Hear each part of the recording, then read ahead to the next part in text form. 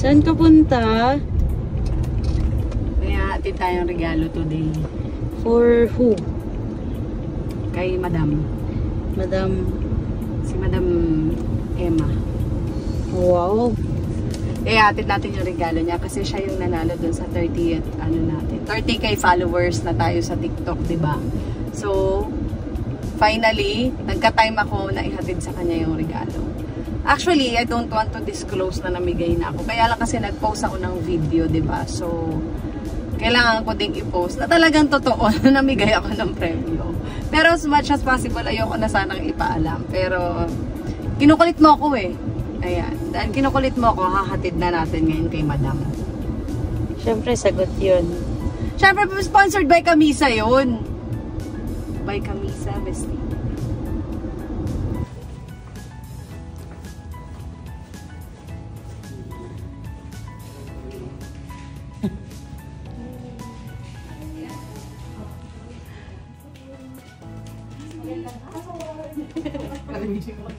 Pasensya na ha, kasi po sobrang ang ganda ng office ni Madam, grabe. Ako naman nag-alala ko sa wala, iakot lang po. Thank you so much, pasensya na kita. Grabe. Okay lang video pa. Ito sa gina ulit. Hindi, ang ganda ng Madam din. Kami ako ligo pa dahil. Talaga ba?